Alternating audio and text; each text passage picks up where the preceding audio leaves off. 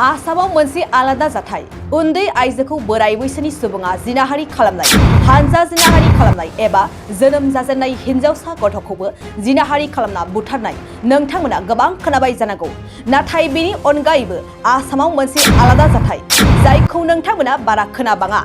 मा जाथाय जादों आसामाव जाय जाथायजों आसामाव लाइमोनफोरनि इयुना बबे लामाजों खारदों बेखौबो साननांगौ जानानै फैदों साब्रै उन्दै बैसोनि गथ'साफोरा सासे 20 बोसोर बैसोनि लाइमोन हिनजावसाखौ हानजा जिनाहारि खालामदों आसामनि मरिगाव जिल्लायाव बे सोमोनांथाव आरो गिख्रंथाव जाथाया जादों साब्रै उन्दै दायनिगिरिफोरनि मादाव दा सासेखौ हमनो हाबाय नाथाय साथामखौ दासिमबो मोननाय जायाखै पुलिस बिफाना आरोबाव साथामखौबो गोख्रोङैनो नागिरगासिनो दं हमजानाय दायनिगिरिखौ 16 बोसोर बैसोनि होननानै मिथिनाय जादों दा हमजानाय उन्दै दायनिगिरिनि हेंथायै इन्डियान पेनल कड सेक्सन 365 आरो 376 डी नि गेजेरजों केस रेजिस्टार खालामनानै उन्दै दायनिगिरिखौ जरहाटनि जुबिनेल जोबथेसालिसिम दैथायहरनाय जाबाय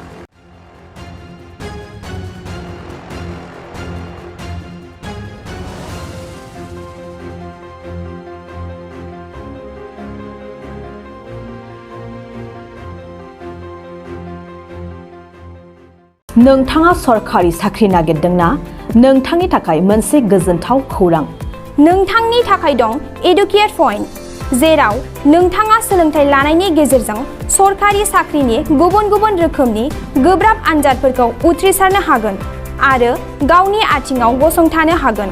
बे एडुकेट पइन्टआव नोंथांमोना SSC bank PO bank clerk bank SO UPSC FSC defence railway state insurance AAO ADO एसिस्टेन्टजों लोगोसे स्टेट लेभेल जब आरो माखासे सरकारि साख्रिनि आनजादाव गोनांथि जानाय आयदाफोराव सोलोंथाइ लानो हागोन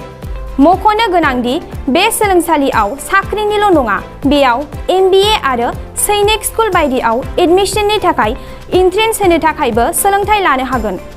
बे सोलोंसालियाव गाहाम थाखो खथानि सुबिदा दं आरो सम मथे नोंथांनि सोलोंथाइखौ बे सोलोंसालियाव होनाय जागोन बेखौबो मिथिनांगोन दि बे एडुकेट पइन्टआव सोलोंथाइ लानानै बावैसो 2021-22 इं मायथाइनि एसएससी जीडीनि आनजादाव गासै 11 सा सोलोंसाफोरा उथ्रिसारनो हादों